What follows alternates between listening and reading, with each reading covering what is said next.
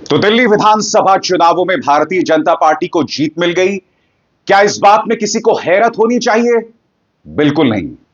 आम आदमी पार्टी, उनका प्रचार तंत्र और उनके रिपोर्टर्स, सही सुना आपने, आम आदमी पार्टी के भी कुछ पालतू रिपोर्टर्स हैं जो लगातार सोशल मीडिया में दावा कर रहे थे कि आम आदमी पार्टी इस बार 40 सीटों के साथ सरकार बना लेगी। दिल को बहलाने के लिए गालिब ख्याल अच्छा है। अरविंद केजरीवाल पिछले काफी अरसे से मुश्किल में थे और उसकी एक झलक आपको लोकसभा चुनावों में भी मिल गई थी। जिस तरह से भारतीय जनता पार्टी ने उन्हें एक चक्रव्यूह में घेर लिया था, उससे बाहर निकलना उनके लिए नामुमकिन था। दोस्तों, आज इस कार्यक्रम में मैं आपको बतलाने वाला हूं दिल्ली विधानसभा चुनावों के नतीजों के मायने, भविष्य में इसका क्या असर पड़ने वाला है और साथ ही इस साल के अंत में अब बिहार के चुनाव है, क्या इस पर इसका कोई असर पड़ेगा? दोस्तों, सबसे पहले मैं दिल्ली की जनता को बधाई देना चाहता हूं। क्यों? क्योंकि अब तक क्या हो रहा था? अब तक विधानसभा पर अरविंद केजरीवाल आम आदमी पार्टी काबिज थी। कहने को उनके अपने नौकरशाह ब्यूरोक्रेट्स अधिकारी थे, मगर वो अरविंद केजरीवाल या आम आदमी पार्टी सरकार को रिपोर्ट नहीं करते थे। वो रिपोर्ट करते थे मोदी सरकार को या भाजपा सरकार को। ऊपर से दिल्ली के एलजी साहब, वो पूरी तरह से भारतीय जनता पार्टी के एजेंट और उनके प्रवक्ता के तौर पर काम करते थे। एक बात स्पष्ट हो जानी चाहिए कि कानून व्यवस्था और जमीन, ये दो ऐसे मुद्दे हैं जो अरविंद केजरीवाल के हाथ में पहले से नहीं थे, मगर जो मुद्दे उनके हाथ में थे उस पर भी वो कुछ नहीं कर पा रहे थे। यह एक लगातार अरसे से चला आ रहा था। ब्यूरोक्रेट्स, अरविंद केजरीवाल, आम आदमी पार्टी सरकार और उनके मंत्रियों को आंख दिखाती थी। वो सिर्फ और सिर्फ किसके हुक्म को स्वीकार करते थे? केंद्रीय आलाकमान।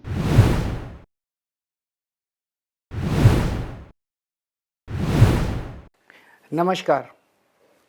आज दिल्ली के चुनाव के नतीजे आए हैं और जनता का जो भी निर्णय है, जनता का जो भी फैसला है, उसे हम पूरी विनम्रता के साथ स्वीकार करते हैं। जनता का निर्णय सर माथे पर।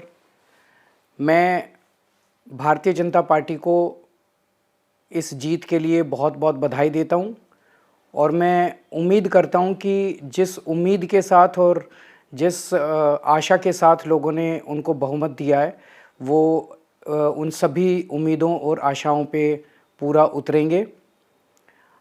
हमने पिछले 10 साल में जनता ने जो मौका दिया हमें, उन 10 सालों में हमने बहुत सारे काम किए। शिक्षा के क्षेत्र में, स्वास्थ्य के क्षेत्र में, पानी के क्षेत्र में, बिजली के क्षेत्र में और भी अलग अलग तरीके से लोगों को राहत पहुंचाने की कोशिश की उनकी ज़िंदगी में, और दिल्ली के इंफ्रास्ट्रक्चर को भी हमने सुधारने की कोशिश की। अब जो जनता ने हमें निर्णय दिया है, हम न केवल एक कंस्ट्रक्टिव ऑपोजिशन का रोल निभाएंगे, बल्कि हम समाज सेवा, जनता के सुख दुख में काम आना, व्यक्तिगत तौर पे जिसको भी जो ज़रूरत होगी, हम लोगों के सुख दुख में हमेशा काम आएंगे। मैं दिल्ली को बधाई इसलिए दे रहा हूं कि अब केंद्र सरकार आपकी है, राज्य सरकार आपकी है और एलजी साहब भी आपके हैं। अब दिल्ली की तमाम समस्याओं का समाधान हो जाना चाहिए। बिल्कुल, यमुना जिसकी सफाई अरविंद केजरीवाल नहीं करवा पाए, लॉ एंड ऑर्डर जिस पर अरविंद केजरीवाल का कोई कंट्रोल नहीं था, वो बेहतर होगी। इसके अलावा प्रदूषण, वो समस्या जिसे भारतीय जनता पार्टी गंभीर ही नहीं मानती। याद कीजिएगा, जब प्रकाश जावड़ेकर पर्यावरण मंत्री होते थे, उस वक्त दिल्ली के मंत्री लगातार उनसे अपील करते रहते थे कि तमाम स्टेक होल्डर्स को बुलाइए, बैठक करवाइए। अब भी भूपेंद्र यादव ने कोई बैठक नहीं बुलाई है। इस वक्त दिल्ली के सामने इतनी बड़ी समस्या है।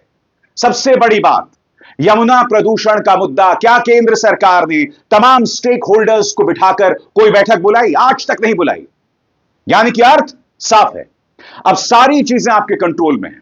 अब प्रदूषण के मुद्दे पर, यानी कि वायु प्रदूषण, यमुना में जो प्रदूषण है, ये तमाम मुद्दों पर अब मैं उम्मीद करता हूं कि भारतीय जनता पार्टी गंभीरता से काम करेगी और दिल्ली की जनता की तमाम समस्याओं का समाधान होगा।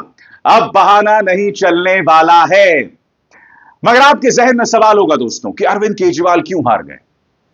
तो दो तरह की थ्योरी सामने उभर कर आ रही हैं। पहली बात यह कि अरविंद केजरीवाल को लगातार बदनाम किया गया, उनके तमाम बड़े बड़े नेताओं को जेल में भर दिया गया, चाहे खुद अरविंद केजरीवाल हो, संजय सिंह हो, मनीष सिसोदिया हो, सत्येंद्र जैन हो। और दूसरी बात यह भी कही जा रही थी कि कांग्रेस ने वोट कटुआ का काम किया, या कुछ सीटों में असदुद्दीन ओवैसी ने वोट कटुआ का काम किया। तो इन दोनों मुद्दों को संबोधित करने की जरूरत है। क्या अरविंद केजरीवाल का नुकसान हुआ जेल जाने की वजह से?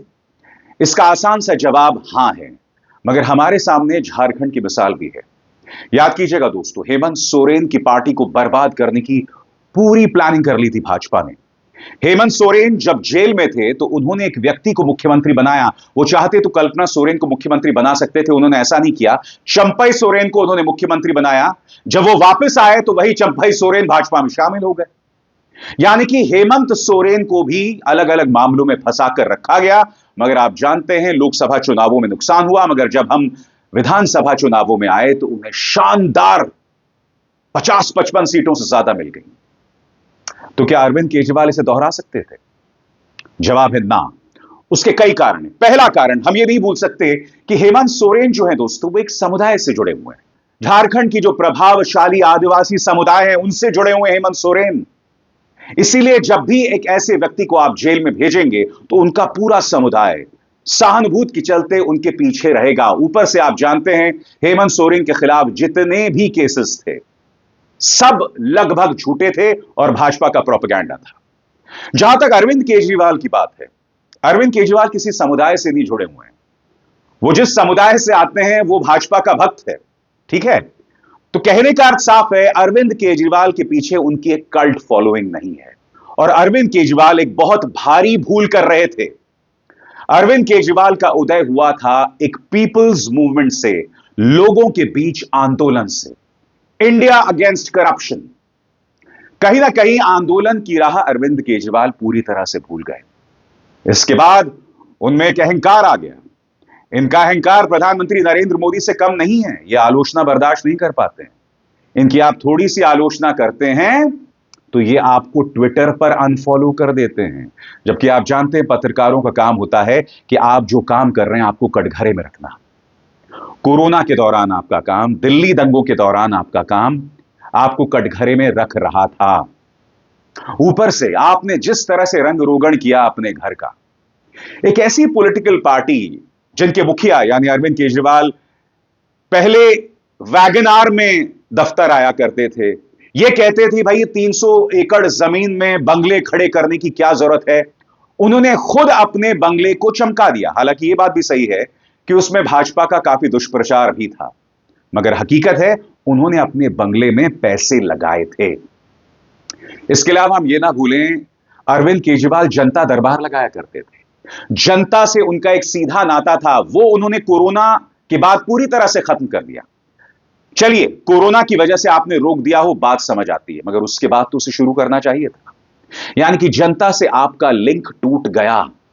भारतीय जनता पार्टी अपने प्रचार तंत्र के जरिए अरविंद केजरीवाल को एक बिगड़ा हुआ मुख्यमंत्री लगातार बताती रही, मगर हकीकत यह भी है समानांतर तौर पर भाजपा ने उनके लिए कई मुश्किलें संवैधानिक तौर पर सरकार के स्तर पर पैदा की। चाहे एलजी की शक्ल में हो, चाहे केंद्र सरकार जिस तरह से उन पर दबाव डालती थी, चाहे उनके पार्टी के तमाम बड़े बड़े नेता जो जेल में गए वो थी। यानी कि अपनी एजेंसीज का भरपूर प्रयोग किया भारतीय जनता पार्टी ने अरविंद केजरीवाल को नीचे लाने के लिए। और अब यह रुकने नहीं वाला है दोस्तों। अब जबकि अरविंद केजरीवाल सत्ता से बाहर होंगे तो भारतीय जनता पार्टी को अब लाइसेंस मिल जाएगा उन्हें दोबारा जेल में भेजने के लिए। यानी कि अरविंद केजरीवाल की जो राह आगे बहुत मुश्किल होने वाली है, बहुत कठिनाइयां भरी होने वाली हैं। और सबसे बड़ी बात, कांग्रेस से उनकी जो दुश्मनी है वो और बढ़ रही है। हालांकि कांग्रेस की बात भी करें तो एक बहुत बड़ा शून्य बटा सन्नाटा, कांग्रेस कुछ नहीं कर पाई। 2 या 3% वोट बढ़ गए, उसका भी नुकसान आम आदमी पार्टी को ही हुआ। मगर कांग्रेस को भी जिस तरह से लड़ाई लड़नी चाहिए थी, बहुत पहले मैदान में उतर जाना चाहिए था, वैसे उन्होंने किया नहीं। 3-4 महीने पहले ही आपको मैदान में उतर जाना चाहिए था, मगर एक असमंजस लगातार बना रहा, जिसके चलते कांग्रेस अब भी शून्य पर बैठी हुई है। मगर बड़ा प्रश्न दोस्तों, क्या दिल्ली की समस्याओं का समाधान होगा? प्रॉब्लम सबसे बड़ी है दोस्तों कि जब समस्याओं की तरफ आपका ध्यान खींचा जाएगा ना, तभी तो समस्याओं का समाधान होगा। सीधी सी मिसाल, महाकुंभ का हादसा, कितना बड़ा हादसा है। कल तीसरी बार आग भी लग गई, मगर क्या मीडिया इसकी चर्चा करता है? दिल्ली में आने वाले दिनों में उसकी समस्याओं का समाधान नहीं होने वाला है, मगर मैं दावे के साथ कह सकता हूं इनका प्रचार तंत्र, इनका गोदी मीडिया उस पर बिल्कुल भी ध्यान नहीं देने वाला है। मगर मैं फिर कहना चाहूंगा, भारतीय जनता पार्टी के पास एक स्वर्णिम मौका है दिल्ली की सूरत सीरत सुधारने के लिए, क्योंकि आप सत्ता में 26 साल बाद आए हैं। जो विकास शीला दीक्षित ने किया था अपने कार्यकाल में, उसे आगे बढ़ाने का आपके पास मौका है। मैं उम्मीद करता हूं कि आप ऐसा ईमानदारी से करेंगे। इन चुनावों में ऐसे कई लोगों को जीत मिली जो नफरती राजनीति कर रहे थे। इसका एक दुर्भाग्यपूर्ण पहलू है जो अपने आप में बहुत कुछ कह रहा है। मगर स्वाभाविक सी बात है दोस्तों, आम आदमी पार्टी की विश्वसनीयता इस कदर खत्म हो गई थी कि ऐसे ऐसे लोग उनके दिग्गज नेताओं को हरा रहे थे। यह अपने आप में बहुत कुछ कहता है, क्योंकि आप बताइए ना, ऐसा व्यक्ति जीत जाए जो पैसा बांटे, खुलकर पैसा बांटे। कायदे से उस व्यक्ति को सीधे जेल में जाना चाहिए था, कायदे से उसे चुनाव लड़ने की इजाजत नहीं होनी चाहिए थी। और मैं बात प्रवेश साहिब सिंह वर्मा की कर रहा हूं। मगर आप जानते हैं, ना इनकम टैक्स ने, ना दिल्ली पुलिस ने, ना ईडी ने उन पर कोई अंकुश लगाया। पैसे जो बट रहे थे उस पर चुनाव आयोग ने बहुत कोई सख्ती के तेवर नहीं अपनाए। इसके अलावा चुनावों के दौरान आप देख रहे थे किस तरह की अराजकता थी, और यह सारी अराजकता भारतीय जनता पार्टी की तरफ से ही आ रही थी। चाहे विपक्ष का जो चुनावी मटेरियल था उसमें तोड़फोड़ करना, गाड़ियों में तोड़फोड़ करना, इसके अलावा कई जगहों पर झंडों को जबरदस्ती उतार देना, तो ये तमाम चीजें बीजेपी कर रही थी और चुनाव आयोग खामोश था। चुनाव आयोग ने तो पूरे आंकड़े कल रात को ही जारी किए।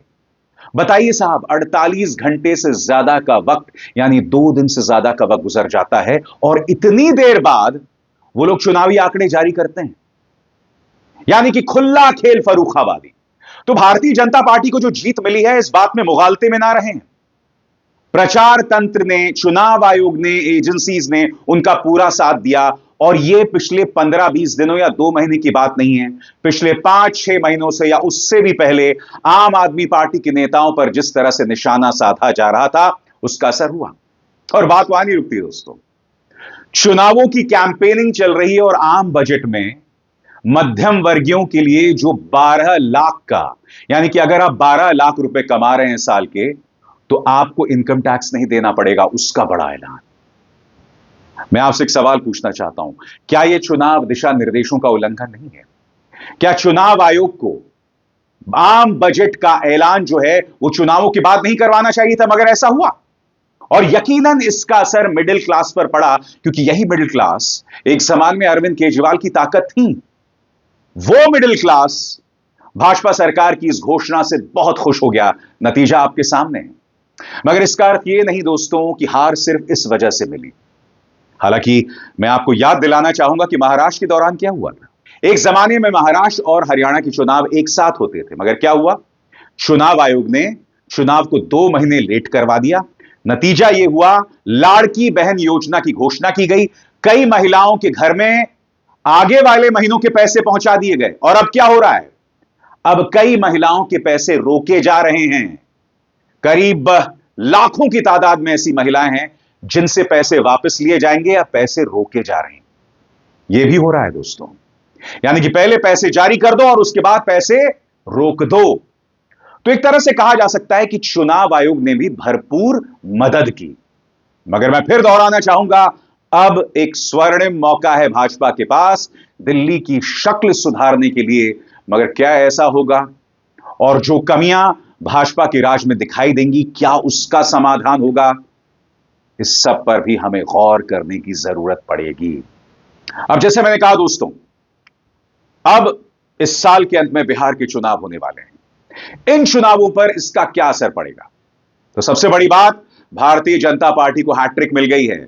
लोकसभा चुनावों में उन्हें हार का सामना करना पड़ा, मगर उसके बाद हरियाणा, फिर महाराष्ट्र और दिल्ली, इसके बाद भारतीय जनता पार्टी आत्मविश्वास से सराबोर आगे बढ़ने वाली है और उससे रोकना नामुमकिन हो जाएगा। बिहार में सिर्फ एक शख्स उन्हें रोक सकता है अगर वो राजनीतिक बुद्धिमत्ता का परिचय दें, और वो है तेजस्वी यादव।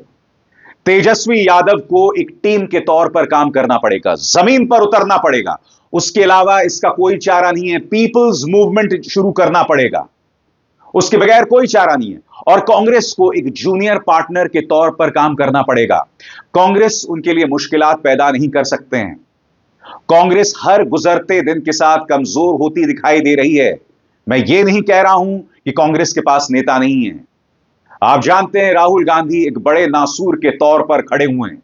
प्रियंका गांधी वाड्रा भी आने वाले दिनों में जबरदस्त राजनीतिक दस्तक देने वाली हैं और अब भी दे रही हैं। मगर कहीं ना कहीं इंडिया गठबंधन को दोबारा सहेज कर आपको आगे चुनौती देनी पड़ेगी, क्योंकि भाजपा के पास है उसकी तो आप कल्पना भी नहीं कर सकते। भाजपा के पास अथाह पैसा है जो वो चुनावों के दौरान बहाता है। भाजपा के पास एजेंसीज हैं, भाजपा के पास मीडिया है, उनका प्रचार तंत्र है। और जब ये तमाम चीजें हो जाएं तो आधी लड़ाई आप यहीं हार जाते हैं। आपके पास सिर्फ एक तरीका है कि आप एक पीपल्स मूवमेंट शुरू करें, तेजस्वी घर घर जाएं और इस आंदोलन को मजबूत करें। क्योंकि अगर आप चुनावों के 2 महीने पहले ही मैदान में उतरेंगे तो कुछ नहीं होने वाला है। हालांकि कुछ लोग मुझे याद दिलाते हैं कि 5 साल पहले जब बिहार के चुनाव हुए थे तो तेजस्वी महज 1 या 1.5 महीने पहले उतरे थे, फिर भी सिंगल लार्जेस्ट पार्टी बने। मगर इसका मतलब यह नहीं है इतिहास दोबारा दोहराया जाएगा। इस बार आपको संजीदगी से, पूरी ईमानदारी के साथ मैदान में उतरना पड़ेगा, और अब से मैदान में उतरना पड़ेगा। एक छोटी सी मिसाल देता हूं। महाराष्ट्र में क्या हुआ था बताइए। मैं जानता हूं इस वक्त अघाड़ी गठबंधन जो है चुनाव आयोग पर वोटों की हेरा फेरी, इन तमाम चीजों के आरोप लगा रहा है, वो एक अलग मुद्दा है। मगर अघाड़ी गठबंधन से यह सवाल पूछा जाना चाहिए महाराष्ट्र को लेकर कि जब आपको लोकसभा चुनावों में जीत मिली थी तो आप तुरंत मैदान में क्यों नहीं उतर गए। बमुश्किल कुछ ही महीने बचे हुए थे लोकसभा चुनावों के नतीजे और विधानसभा चुनावों के बीच में। तुरंत मैदान में उतर जाना चाहिए था। राहुल, उद्धव, शरद पवार को रोड शोज, रैलीज शुरू से कर देनी चाहिए थी, एक माहौल बना देना चाहिए था। फिर लाड़की बहन योजना का भी शायद कोई असर ना पड़ता और आपको किसानों पर फोकस करना चाहिए था, मगर आपने यह सब नहीं किया। राहुल, उद्धव, आदित्य ठाकरे, शरद पवार, सुप्रिया सुले, इन लोगों ने साथ मिलकर कितनी रैलीज की, कितने रोड शोज किए बताइए। मुझे तो कम से कम एक भी याद नहीं आता। एक आध रैली की हो अलग बात है। कहने का अर्थ साफ है। कहने का अर्थ यह है कि अगर आप मेहनत नहीं करेंगे, क्योंकि आपके सामने एक ऐसी चुनावी मशीनरी है जिसका नाम भाजपा है, जो साम दाम दंड भेद से चुनाव जीतना जानती है, उस पर कोई कंट्रोल नहीं है, उस पर कोई लगाम नहीं है। और लगाम कौन लगाता है? पुलिस लगाती है, चुनाव आयोग लगाती है और मीडिया लगाती है। ये तीनों संस्थाएं भाजपा के सामने नतमस्तक हैं। सबसे बड़ी बात, दिल्ली को छोड़े, मिल्कीपुर की बात करें, अयोध्या में भी एक सिटिंग सीट पर समाजवादी पार्टी हार गई है, बावजूद इसके कि महाकुंभ में इतना बड़ा हादसा हुआ। क्योंकि मिल्कीपुर की पृष्ठभूमि भी तो धार्मिक है ना, अयोध्या है। फिर भी आप चुनाव हार गए। इसका अर्थ क्या हुआ?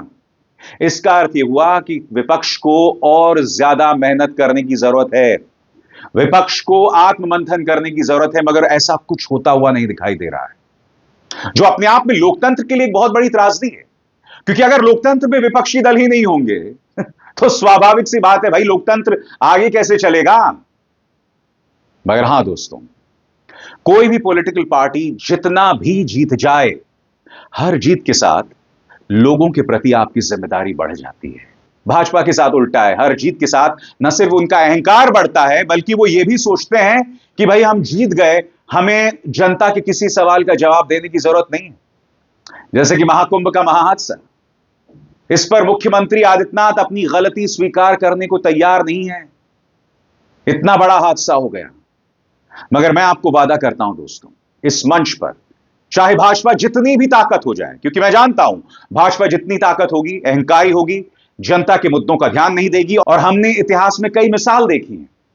तो मैं अपने मन से आपको वादा करता हूं कि मैं सवाल पूछना बंद नहीं करने वाला हूं, क्योंकि यह मेरा कर्तव्य है, यह मेरा धर्म है।